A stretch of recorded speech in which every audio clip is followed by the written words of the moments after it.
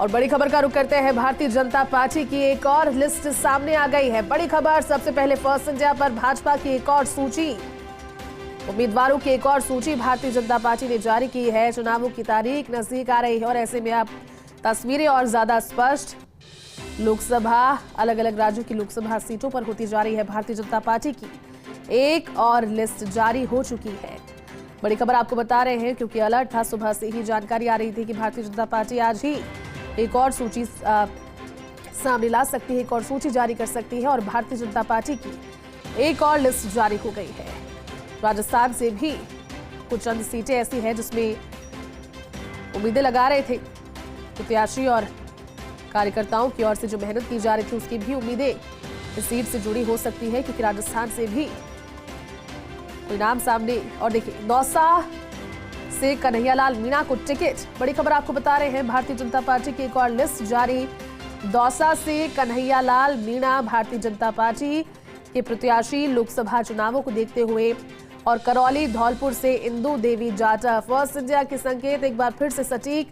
Bharatiya Janata party की एक और लिस्ट जारी और इस लिस्ट में फर्स्ट इंडिया ने पहले ही आपको संकेत दे दिए थे कि दौसा से कन्हैयालाल मीणा का नाम सबसे आगे चल रहा है और ठीक उसी तरह से ये देखिए तस्वीर, इस सूची की तस्वीर। करौली धौलपुर से इंदु देवी जाटव और साथ ही दौसा से कन्हैयालाल मीणा। हमारे साथ सहयोगी और डेली न्यूज एडिटर अदिति जुड़ गई। अदिति, फर्स्ट इंडिया के संकेत एक बार फिर से सटीक साबित होते हुए करौली और धौलपुर की तस्वीर भी बीजेपी ने स्पष्ट कर दी है आज उस लिस्ट के माध्यम से।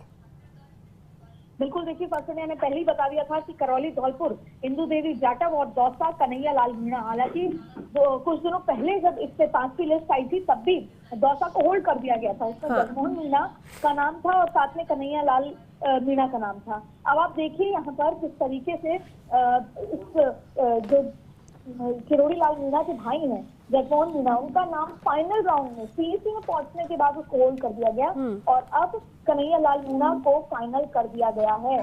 अब 25 सीटों में से अगर कहीं कांग्रेस के साथ ज्यादातर सीटें रोचक हो गई हैं, बहुत रोचक हो गई हैं। और देखिए, ये ऐसी सीट है जहाँ पर सचिन पायलट किस तरफ होते हैं, सचिन पायलट का क्या रोल होता है। जाहिर तौर पर अपने कांग्रेस पार्टी को जिताना चाहेंगे। उन्होंने अपनी पार्टी को बेहतर तरीके से कहा है कि वो जिन जिन सीटों पे गुर्जर बहुल इलाका है, सचिन पायलट के बहुत बड़े समर्थक हैं सचिन पायलट का, तो वो कहीं ना कहीं एक बार ये दौसा सीट है वो भी बहुत रोचक होती हुई नजर आ रही है। और इसके साथ साथ करौली धौलपुर इंदु देवी जाटव का नाम, राजकुमारी जाटव का नाम पहले जो है सीईसी की बैठक में लगभग तय हुआ था, लेकिन राजकुमारी जाटव जैसे 2 बार चुनाव हार चुकी है, इसलिए अब इंदु देवी जाटव का नाम यहाँ पर फाइनल हो गया।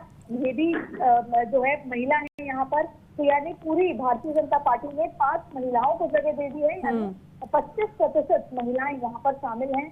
25 में से 5 महिलाएं लिस्ट में दी गई हैं। इसके साथ साथ आप देखिए सोशल इंजीनियरिंग आपको नजर आ रही है। इंजीनियरिंग के साथ साथ आप भारतीय जनता पार्टी की पूरी सूची, एक नाम बचा है भीलवाड़ा, क्योंकि वहां पर सुभाष बहेड़िया का नाम है, वो एग्जिस्टिंग सांसद हैं, लेकिन अभी उन पर एक फाइनल कॉल लेना बाकी है। और इसके अलावा 25 में से 24 नाम फाइनल हो चुके हैं। 25 में से 24 नामों की घोषणा कर दी गई है और उन 24 के 24 नामों में फर्स्ट इंडिया हमेशा की तरह एक बार फिर आगे रहा है। आपको फिर बता दें, 2 नामों की सूची आई है, इसके अलावा एक मणिपुर, और ये 6ठी लिस्ट है। और इस लिस्ट में दौसा से कन्हैयालाल मीणा का नाम है और वहीं जो दूसरी सीट है वहां नाम आ गया है इंदु देवी जाटव करौली धौलपुर।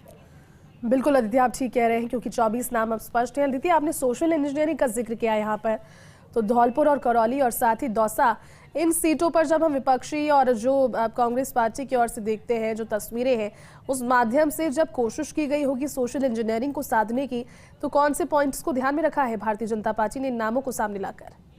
ये भारत देश की राजनीति है और ये कहना गलत नहीं है कि जाति है कि जाति नहीं, और ऐसे में जाति समीकरण हर जगह देखा जाता है कि एक तरफ राष्ट्रवाद है, पार्टियों के मुद्दे हैं, हिंदुत्व है, सेक्युलरिज्म है, तमाम तरीके की बातें हैं, लेकिन जाति समीकरण जो है वो आप कश्मीर से कन्याकुमारी तक चले जाएं, आप साउथ इंडिया में जाएं, जाति पर ही वोट पड़ता है। और भारतीय जनता पार्टी जो हिंदू ब्राह्मणों की पार्टी मानी जाती थी, उसी पार्टी ने ये इस बार सोशल इंजीनियरिंग की मास्टर पीस दिखा दिया है। SC, ST, OBC सभी को साथ लेकर चलना, किस तरीके से आदिवासी को साथ लेना। और ये शुरुआत हुई थी जब भारतीय जनता पार्टी की सरकार होने के बावजूद भी महेंद्रजीत सिंह मालविया को लिया गया था। वहां से जाति समीकरण की शुरुआत हुई थी राजस्थान में, जबकि उस समय चर्चा की जा रही थी कि राजस्थान को भारतीय जनता पार्टी आराम से 25 सीटें जीत सकती है। लेकिन फिर भी वहां पर कहीं ना कहीं लगा कि भाजपा को लगा कि वो 19 है, उसको अपने आप को 20 करना है। तो किस तरीके से आदिवासी नेता को लिया और उसके बाद कैसे जाट नेताओं को लगातार शामिल करती गई और लगातार सोशल इंजीनियरिंग को बैलेंस किया गया। और आप देखें कि सीटवार, क्योंकि जो ईस्ट राजस्थान है वो बहुत महत्वपूर्ण है, हाल ही में वहीं से मुख्यमंत्री बनाए गए, वहां की वजह से पिछली बार कांग्रेस सत्ता में थी और इस बार भारतीय जनता पार्टी, वहां पर भी फोकस किया गया है। और ये जो सीट की हम जिक्र कर रहे हैं, चाहे दौसा की बात करें, तो ये ईस्टर्न राजस्थान का इलाका है जहां से मुख्यमंत्री भी आते हैं, भरतपुर से। तो ऐसी स्थिति में भारतीय जनता पार्टी ने सोशल इंजीनियरिंग को खास तौर पर ध्यान दिया। अदिति, 24 सीटें स्पष्ट है, 25वीं सीट का जिक्र इस लिस्ट में नहीं होना, अब एक नाम राजस्थान से बाकी है। आप क्या मानते हैं कि इस लिस्ट में वो नाम सामने नहीं आया, क्या सोचकर के अभी होल्ड पे रखा गया है भीलवाड़ा की सीट को? बिल्कुल, देखिए पहले तो सुभाष बेहरे का नाम लगभग फाइनल था, लेकिन उसके बाद हार जीत को लेकर, वहां के समीकरणों को देकर और वहां के जो लोकल नेता हैं उनकी मुख्यमंत्री और CP जोशी से जो बातचीत हुई उसको आलाकमान तक पहुंचाया गया और यही वजह है कि उसको होल्ड किया गया है। और ऐसी स्थिति में अब आप देखें कि आज शाम तक भी वो नाम क्लियर हो सकता है, एक बार CC की तरफ से और एक बार JP नड्डा की तरफ से वो नाम क्लियर हो जाएगा। तो आज शाम तक भी वो नाम क्लियर किया जा सकता है। मिशन 25 है भारतीय जनता पार्टी का, आदित्य, और मिशन 25 में से 24 सीटें, 24 की तस्वीर स्पष्ट है, एक और तस्वीर जल्द स्पष्ट हो जाएगी। लेकिन ये बताइए कि इन 25 नामों को जब आप देखते हैं, एनालिसिस करते हैं, क्या पाते हैं? पिछली बार की तुलना में क्या एक्सपेरिमेंट्स किए गए हैं, बदलाव किए गए हैं, या फिर एक बार फिर से जीत की हैट्रिक के लिए इन 5 नामों में समीकरणों को महिलाओं को आगे लाने को लेकर के क्या नए प्रयोग आपको लगते हैं इस लिस्ट में किए गए हैं? देखिए, इस लिस्ट को अगर समझें तो दूसरी पार्टी से आए दिग्गजों को तरजीह दी गई है। बीजेपी में वापसी, जिस तरीके से बीजेपी के जो सिटिंग MPs हैं उनको भी दी गई है, यहाँ तक कि हारे हुए विधायक और सांसदों को भी यहाँ पर तरजीह देते हुए नजर आए हैं। जिताऊ चेहरों को ही टिकट देने का प्रयास किया गया है। जातीय समीकरण संतुलन बिठाने की कोशिश की गई है, हिंदुत्व और जातीय संतुलन, और साथ में सेकेंड लाइन लीडरशिप को तैयार करने की कोशिश की गई है। इसका ये मतलब है कि पार्टी ने पूरी तरीके से सोच समझ के, हालांकि बहुत दिग्गज नाम यहाँ पर नजर नहीं आए जो हमने सोचा था कि सतीश पूनिया होंगे या सोचा था कि मनविंदर सिंह जसौल हो सकते हैं, ये दिग्गज चेहरे नहीं है। सेकंड लाइन लीडरशिप है, पुराने नेताओं को भी किया है, दूसरी पार्टी से आते नेताओं को भी तरजीह दी है, महिलाओं को भी दी गई है, जातीय समीकरण का संतुलन भी बिठाया गया है। तो सब कुछ सोच समझकर भारतीय जनता पार्टी ने किया है और वही सोच समझकर अब कांग्रेस भी कर रही है, चाहे फिर उसे अलायंस करना पड़ रहा है, चाहे फिर उसे अपने मैदान में अपने दिग्गज तो नहीं उतर रहे हैं मैदान में, पर अपने बेहतर कैंडिडेट जैसे भजन लाल जाटव नहीं चाहते थे लेकिन उनको उतारा गया, हाल ही में चुनाव आ रहे हैं। तो ये पूरा सोच समझकर दोनों ही पार्टियां कर रही हैं। लेकिन अब मैं 24 के इस मिशन में 24 सीटें अनाउंस हो चुकी हैं, कांग्रेस ने भी लगभग सारी सीटें अनाउंस कर दी हैं। ये बात कहना तय है कि इस बार राजस्थान का जो रण है वो बेहद ज्यादा रोचक होता नजर आ रहा है। अदिति, रण तो रोचक है ही, लेकिन अब चुनावों में समय भी कम शेष रह गया है। तस्वीरों के बाद में अब सबकी बारी है जनता के बीच में जाकर के उनसे वोट की अपील करने की, अपने पुराने कामों को अगर सिटिंग है तो बताने की, और अगर नए चेहरे हैं तो बताने की कि विजन क्या होगा। निगाहें अब मैनिफेस्टो पर भी है अदिति, रहेंगी सभी की। बिल्कुल, देखिए पिछली बार के चुनाव में मैनिफेस्टो लगभग सभी पार्टियों के सिमिलर से नजर आ रहे थे, सिर्फ उसके ऊपर का पार्टी का नाम बदला हुआ था। मैनिफेस्टो में कांग्रेस कोशिश कर रही है कि जाति पे जुड़ा रहे और भारतीय जनता पार्टी राष्ट्रवाद, राम मंदिर, हिंदुत्व पे और जो विकास के कामों पर बहुत रोचक होने वाला है। दो चीजें बेहद महत्वपूर्ण है, पहला मैनिफेस्टो और दूसरा, और देखिए इसमें आपको फ्री बीज भी दिखेगा, इसमें आपको काफी चीजें देखने को मिलेंगी। राहुल गांधी ने अपनी यात्रा में काफी कुछ कहा है कि हम आएंगे तो ये करेंगे वो करेंगे, लेकिन सबसे महत्वपूर्ण है एक नरेंद्र मोदी के चेहरे के सामने कौन होगा वो चेहरा जो भारतीय जनता कांग्रेस के लिए चुनाव प्रचार करेगा। और इसमें संभवतः अशोक गहलोत चुनाव कैंपेन कमेटी के चेयरमैन बनाए जा सकते हैं, और वहीं नरेंद्र मोदी के सामने कांग्रेस को जो चुनाव प्रचार करना होगा एकजुटता से, वो बहुत महत्वपूर्ण होगा। जैसे अशोक गहलोत, सचिन पायलट, गोविंद सिंह डोटासरा, हरीश चौधरी, CP जोशी सब मिलकर पुरजोर तरीके से मेहनत करें तो मुकाबला बहुत ज्यादा रोचक हो सकता है। ऐसी स्थिति में मैनिफेस्टो, लेकिन नरेंद्र मोदी, भाजपा के पास नरेंद्र मोदी का चेहरा और उसके द्वारा किए गए पुराने कामों का लेखा जो पता है, उसके सामने कौन सा मैनिफेस्टो टक्कर दे सकता है, ये कांग्रेस के लिए सोचने वाली बात है। बिल्कुल अदिति, तो गारंटी वर्सेस गारंटी चुनाव को कहें तो गलत तो नहीं होगा? बिल्कुल गारंटी वर्सेस गारंटी चुनाव रहेगा, क्योंकि एक और प्रधानमंत्री नरेंद्र मोदी की गारंटी तो दूसरी और मैनिफेस्टो जब सभी के सामने आ जाएगा तो उसमें कांग्रेस पार्टी भी कह रही है इस बार लोगों के समाज के उत्थान के लिए कई नए गारंटी और जनता के लिए कई योजनाएं कांग्रेस भी लेकर आएगी। ऐसे में हमारे साथ में इस लिस्ट पर ज्यादा जानकारी के लिए, ज्यादा डिस्कशन के लिए सहयोगी ऐश्वर्य भी जुट गए। ऐश्वर्य, करौली, धौलपुर और दौसा, ये दोनों सीटें जिन पर आज तस्वीर राजस्थान की स्पष्ट हो गई है। 24 नाम स्पष्ट है ऐश्वर्य, सिर्फ एक का इंतजार बाकी। सबसे बड़ी बात यह है कि दौसा लोकसभा सीट को लेकर कई नामों को लेकर चर्चा थी। हम जो पहले बात कह रहे थे, थोड़े दिन पहले, 2 दिन पहले जब हमने फोनो दिया था, तब हमने ये बात बोली थी कि एक तरफ जसकौर मीणा अपनी पुत्री के लिए मांग रही थी, अर्चना मीणा के लिए, तो दूसरी तरफ जगमोहन मीणा का सिंगल नाम पहली बार में भाजपा के नेता लेकर गए थे। तो ऐसे में कई नामों को लेकर मंथन हुआ और मंथन के बाद आखिरकार कन्हैयालाल मीणा के नाम पर मोहर लगी है। हालांकि कन्हैयालाल मीणा एक सरल और सहज से एक व्यक्तित्व है और सामान्य तरीके से रहने वाले नेता हैं और ठेठ देहाती अंदाज में नजर आते हैं और बस्ती के विधायक भी रहे हैं। तो लेकिन कन्हैयालाल मीणा बस्ती के हैं, लेकिन वो जो बेल्ट है दूसरी वाली, दौसा से आगे की तरफ हम जाते हैं, जिसमें महुआ आ जाता है, बांदीकुई आ जाता है, लालसोट का एक हिस्सा आ जाता है, सिकराय आ जाता है, ये जो क्षेत्र है, इस क्षेत्र को साधने के लिए बहुत बड़ी चुनौती होगी। अब ऐसे में किरोड़ीलाल मीणा के ऊपर पूरा दारोमदार होगा। हालांकि किरोड़ीलाल मीणा के भाई जगमोहन मीणा को टिकट नहीं मिल पाया, अल्टीमेटली होगा क्या ये देखने वाली बात होगी। लेकिन जब जगमोहन मीणा को टिकट नहीं मिल पाया तो क्या जगमोहन मीणा क्या कुछ फैसला लेंगे, इस पर निगाह अब सबकी रहने वाली है। इस वक्त की मैं बड़ी खबर बता रहा हूं कि जगमोहन मीणा अब क्या फैसला लेंगे, इस पर निगाह रहने वाली है।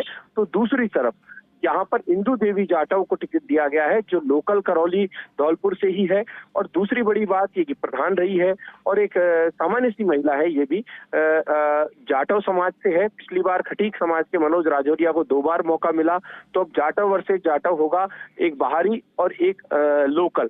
हाईली क्वालिफाइड है, बीएड की हुई है, पढ़ी लिखी है, तो इंदु जाटव मुकाबला किस हद तक कर पाएगी। हालांकि यहाँ पर भी कई नाम चल रहे थे, मजबूत नाम कोई नहीं था। मनोज राजौरिया के बाद उनको किसी और को दिया जाना था कि मनोज राजौरिया के अलावा किसी को देना है। तो ऐसे में 14 नामों से नाम आखिर में 3 रह गए थे। उन 3 नामों में भी एक नाम टॉप पर आया और वो नाम टॉप से जाते जाते डाउन हुआ और उसके बाद इंदु देवी जाटव को लेकर आला कमान ने मोहर लगा दी, क्योंकि ये जो टिकट थे, तीनों टिकट अटक गए थे। भीलवाड़ा को भी अभी रोका हुआ है, तो ऐसे में भीलवाड़ा में क्या सुभाष बहेड़िया को दिया जाएगा या दामोदर अग्रवाल को? इन 2 नामों पर पूरा दारोमदार है कि आखिर इनमें से किसे मौका मिलेगा। तो इस वक्त की बड़ी खबर यही है कि दौसा की सियासत अब बिल्कुल डिफरेंट होने वाली है। मेरी बात यहाँ पर मैं जो समझा रहा हूँ वो समझिएगा। दौसा की सियासत अलग रहने वाली है, क्योंकि कल एक अलग नजर आया था जब नरेश मीणा जो कांग्रेस में शामिल हुए हैं वो मुरारीलाल मीणा के खिलाफ बोल गए थे और मुरारीलाल मीणा ने क्लियर कर दिया था कि उसी मंच पर जिस पर नरेश मीणा थे, नरेश मीणा को तकलीफ हुई कि मुरारीलाल मीणा को टिकट दे दिया, मुझे टिकट नहीं दिया, मुझे कांग्रेस ज्वाइन करवा ली। तो ऐसे में फिर मुरारीलाल मीणा ने अपनी रगड़ाई की कथा बताई कि मैं 15 साल तक संघर्ष किया, संघर्ष करने के बाद मुझे टिकट मिला। तो ऐसे में क्या नरेश मीणा वापस भारतीय जनता पार्टी की तरफ रुख करने वाले हैं या फिर जगमोहन मीणा का फैसला क्या कुछ रहेगा? मुरारीलाल मीणा सीधे तौर पर मुकाबला लेने को तैयार है या फिर मुरारीलाल मीणा अंदर खाने कोई किसी तरीके से बातचीत करेंगे? क्योंकि मुरारीलाल मीणा अच्छे से जानते हैं कि सेंध किस तरीके से मारनी है। यहाँ पर इस पूरी सीट पर, दौसा सीट पर मुरारी दूसरी तरफ की जो बेल्ट है, ये चाकसू के आसपास की और बस्ती के आसपास की जो बेल्ट है, यहाँ पर कन्हैयालाल मीणा पूरा जोर लगाएंगे और दौसा तक जोर लगाएंगे, तो मुरारीलाल मीणा आगे की तरफ जोर लगाएंगे। यहाँ पर बहुत बड़ा फैक्टर होगा गुर्जर समाज का। गुर्जर समाज जिस तरफ मूव करेगा, तय मानकर चलिएगा कि उसी तरफ जीत होगी। अब इंतजार इस बात का रहेगा कि गुर्जर समाज किस ओर मूव करता है दौसा लोकसभा सीट पर।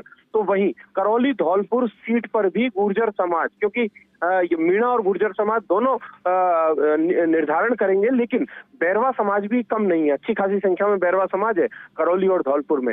वहां पर ब्राह्मण, बनिया और मूल ओबीसी है, उसकी संख्या कंपैरिजन में तुलनात्मक रूप से कम है, बहुत ज्यादा संख्या नहीं है। वहां पर सर्वाधिक संख्या है मीणा समाज की, फिर उसके बाद गुर्जर समाज की। गुर्जर के अलावा जाटों के भी कई गांव आते हैं। जाट 84 पूरा एक बेल्ट पड़ता है जो हिंडौन से शुरू होता है, आगे तक जाता है। धौलपुर में भी जाट है, जाटों की ठीक ठाक संख्या है। तो ये किस तरफ मूव करने वाले हैं? इंदू जाटों का मुकाबला भजनलाल जाटव से होगा, रोचक मुकाबला होगा, आप ये तय मानकर चलिएगा। और यहाँ की जो सियासत है ये बड़ी रोचक होगी। और मैं इस वक्त फिर और एक बड़ी जानकारी दे रहा हूँ कि भीलवाड़ा में क्या अग्रवाल को दिया जाएगा या फिर माहेश्वरी बहेड़िया जो है उन्हें दिया जाएगा। दिया वैश्य समाज को जाना है, ये तय है लगभग, क्योंकि वैश्य समाज को भी 2 ही टिकट जाते हैं अमूमन, लगभग। हालांकि समाजों को लेकर आज कांग्रेस को लेकर ब्राह्मण महासभा में रहे सुरेश मिश्रा, जो पहले कांग्रेस में थे भाजपा में आ गए, उनकी एक प्रेस कॉन्फ्रेंस भी होने वाली है। वो थोड़ी देर पहले कह भी रहे थे कि ब्राह्मण समाज को कांग्रेस ने मौका नहीं दिया तो हम प्रेस कॉन्फ्रेंस करेंगे ब्राह्मण महासभा के बैनर तले। मोहन प्रकाश शर्मा एक ब्राह्मण महासभा के, उनकी भी कोई प्रेस कॉन्फ्रेंस होने वाली है। तो जातिगत सियासत तो राजस्थान में पूरे जोर पर रहेगी, लेकिन यहाँ पर मुकाबला प्रधानमंत्री नरेंद्र मोदी की नीतियां, तो दूसरी तरफ राहुल गांधी जो लगातार भारत जोड़ो यात्रा कर रहे हैं, इसके बीच में रहेगा। लेकिन पूर्वी राजस्थान की सियासत अब और हॉट होने वाली है, ये याद रखिएगा। पूर्वी राजस्थान की सियासत में शह मात और का खेल किस कदर बढ़ता है देखने वाली बात होगी, क्योंकि भजनलाल शर्मा पूर्वी राजस्थान की नब्ज को बखूबी पहचानते हैं, जानते नहीं, अच्छे तरीके से पहचानते हैं। और भजनलाल शर्मा का योगदान हो सकता है करौली धौलपुर में लास्ट में उनसे भी कोई बातचीत की गई हो, जो क्योंकि करौली धौलपुर में मुझे याद है ऐश्वर्या, आप ठीक कह रहे हैं। आपका भी साझा समीकरण जो बताने का तरीका है ये बिल्कुल ठीक है। बने रहिए हमारे साथ में। एक बार रुक करते हैं, हमारे साथ पॉलिटिकल एडिटर योगेश शर्मा जी भी इसी खबर पर ज्यादा जानकारी के साथ लाइव जुड़ चुके हैं। योगेश जी, एक और लिस्ट में करौली, धौलपुर और दौसा, ये वो सीटें जिस पर लगातार नामों को लेकर मंथन चल रहा था, लेकिन नाम अब फाइनल हो गए हैं। कैसे देखते हैं दोनों नामों को?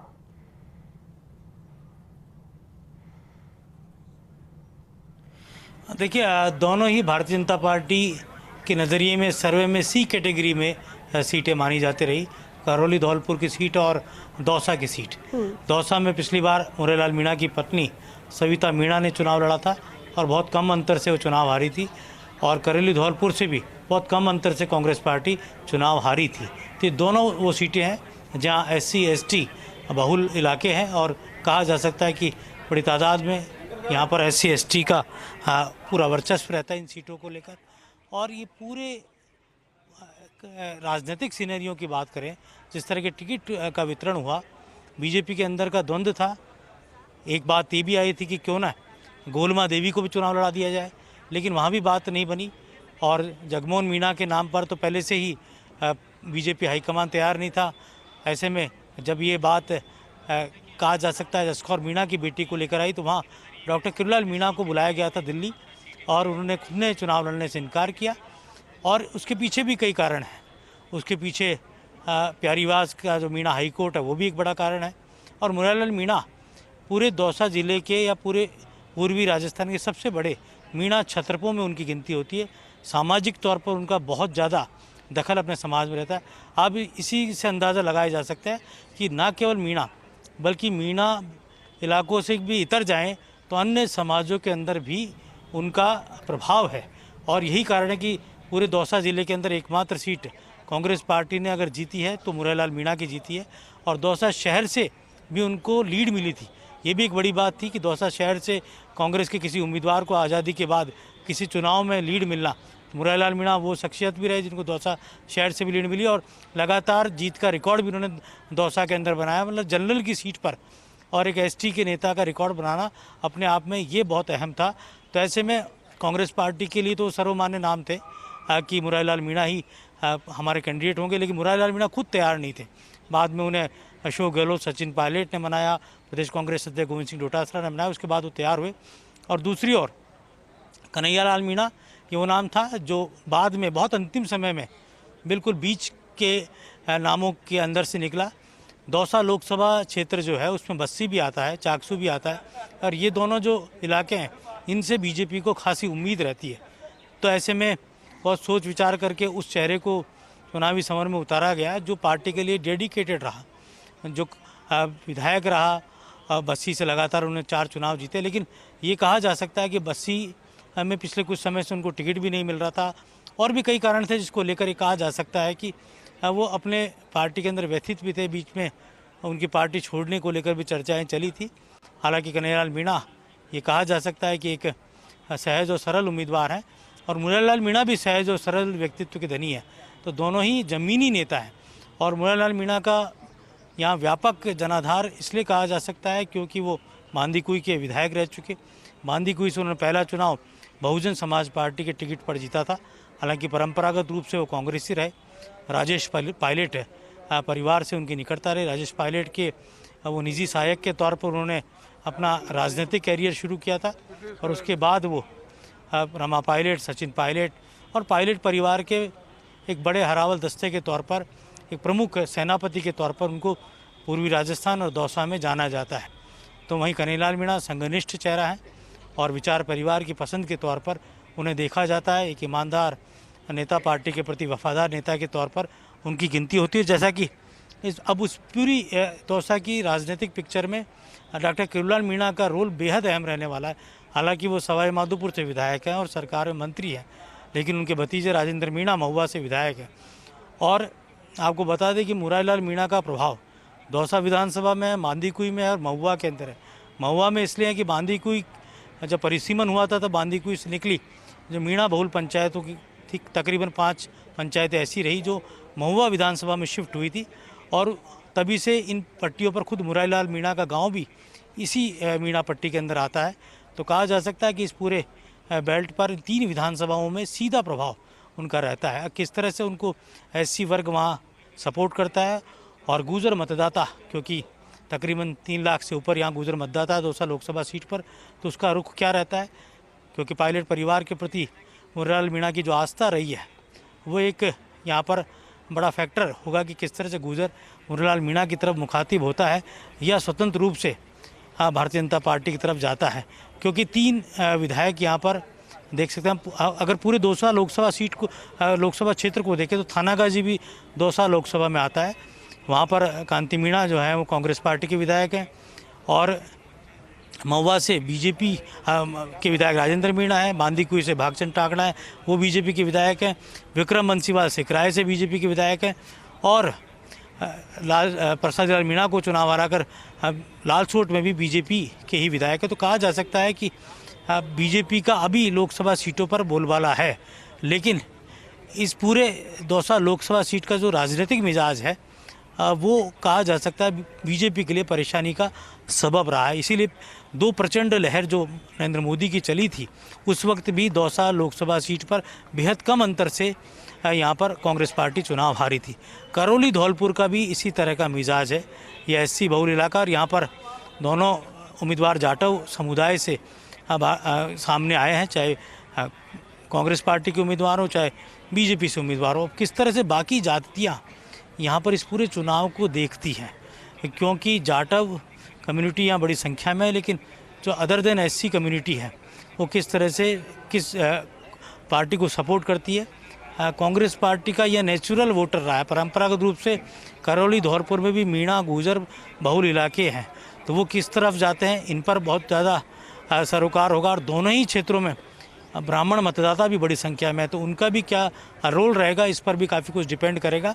तो कहा जा सकता है कि बीजेपी ने काफ़ी सोच विचार करके यहाँ पर चुनावी समर में उम्मीदवार उतारे हैं, लेकिन यहाँ पर दोनों ही उम्मीदवारों को बेहद सपोर्ट की ज़रूरत पड़ेगी। सपोर्ट ये रहेगा कि किस तरह से इनको वो मदद की जाए जिसके ज़रिए ये चुनाव जीत सके। एक बड़ा मुद्दा ERCP का लेकर बीजेपी इन इलाकों में चल रही है। ERCP की योजना का जो आगाज़ भजनलाल सरकार ने आते ही किया था, वो ERCP किस तरह से करौली धौलपुर दौसा लोकसभा क्षेत्र के अंदर जीवनदायिनी साबित होगी, इसको लेकर प्रचार और प्रसार किया जाएगा। लेकिन कमोबेश ये जो दोनों लोकसभा सीटें हैं ये राजनीतिक तौर पर जातीय राजनीति से लबरेज कही जाती हैं। तो ऐसे में उस जातीय राजनीति को साधना होगा, सोशल इंजीनियरिंग को साधना होगा। यहाँ पर गुर्जर, मीणा, ब्राह्मण, माली और एससी समुदाय बड़ी संख्या में है, तो किस तरह से उनको देखा जाएगा और ये कहा जा सकता है पूरी राजनीतिक तौर पर जो कहा जा सकता है कि भविष्य की जो सियासत है, 2 लोकसभा सीटों के बाद अभी भीलवाड़ा का नाम आना शेष है। और जैसा कि ये पहले से लग रहा है कि वैश्य समाज से टिकट आएगा, सुभाष बहेड़िया का टिकट हो या फिर किसी और वैश्य नेता का, लेकिन आएगा वैश्य समाज से। रिजू झुंझुनवाला ने भी कांग्रेस छोड़कर बीजेपी ज्वाइन कर ली थी। उसके अलावा दामोदर अग्रवाल का भी नाम यहाँ से चर्चाओं में था।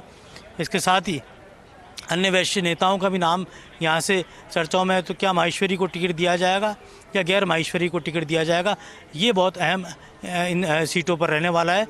और तस्वीर जो पहली जो लिस्ट है या पहले चरण की जो चुनाव होने हैं, वहाँ पर जो सूचियाँ जो है वो तकरीबन अब साफ़ हो चुकी हैं कि यहाँ किन किन उम्मीदवार कौन कौन सामने होंगे। नॉमिनेशन की जो प्रक्रिया है वो शुरू हो चुकी है।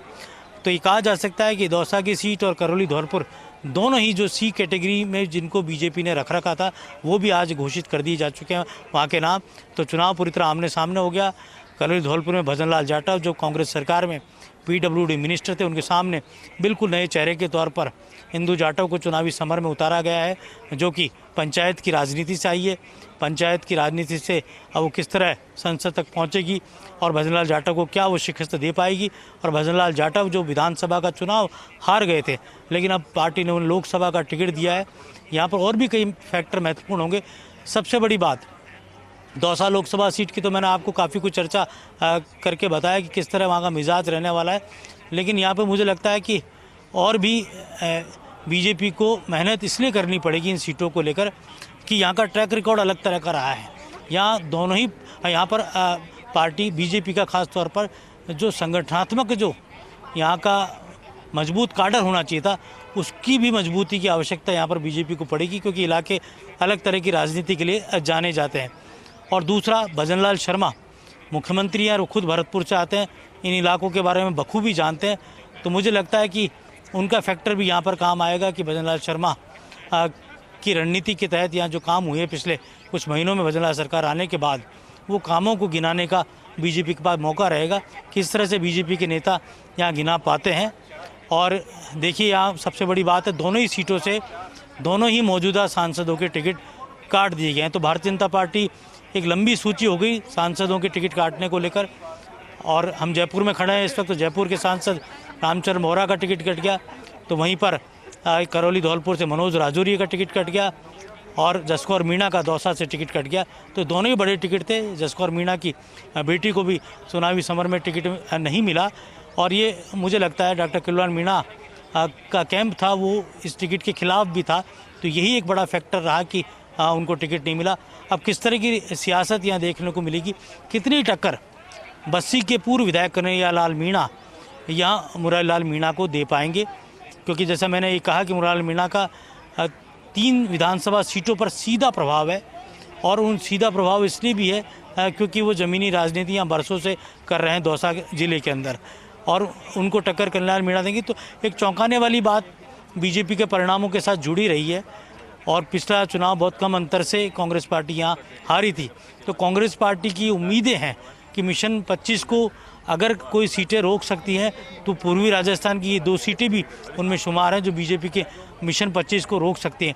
यही कारण है कि कांग्रेस ने अपने सबसे मजबूत चेहरों को चुनावी समर में उतारा है। किस तरह से पूरी राजनीतिक रणनीति यहाँ देखने को मिलेगी। बहरहाल यदि ये कहा जा सकता है कि पूरा जो 25 सीटों का जो इलेक्शन है उसमें अब तूफानी प्रचार शुरू हो चुका है। मुख्यमंत्री भजनलाल शर्मा के दौरे शुरू हो चुके हैं, बीजेपी प्रदेश CP जोशी के दौरे शुरू हो चुके हैं, उधर अशोक गहलोत, गोविंद सिंह डोटासरा, सचिन पायलट के दौरे शुरू हो चुके हैं। तो एक तरह से कहा जाए तो प्रथम चरण में आने वाली सभी सीटों के जो नॉमिनेशन की प्रक्रिया जिसका आज से आगाज़ हो गया है, वो एक कहा जा सकता है अपने आप में चुनावी दौरों का और चुनावी शंखनाद का जो एक आगाज़ नामांकन सभाओं से हुआ। और अभी कुछ देर पहले बीजेपी प्रदेश मुख्यालय पे चुनावी प्रबंधन को लेकर विनय सहस्त्रबुद्धे ने बैठक की थी। इसमें विजय राहटकर की मौजूदगी रही और V सतीश जैसे बड़े नेता, नारायण पंचारिया की मौजूदगी रही, और एक प्रबंधन को लेकर एक विशेष तौर की रणनीति यहाँ सामने आई थी। और किस तरह से उस चुनाव प्रबंधन के तहत ये तय किया गया था कि नरेंद्र मोदी के दौरों की रूपरेखा क्या रहेगी, किन किन जगहों पर उनको जाना है। इसके साथ ही अमित शाह के दौरे होंगे, राजनाथ सिंह के दौरे होंगे, जहाँ जहाँ से डिमांड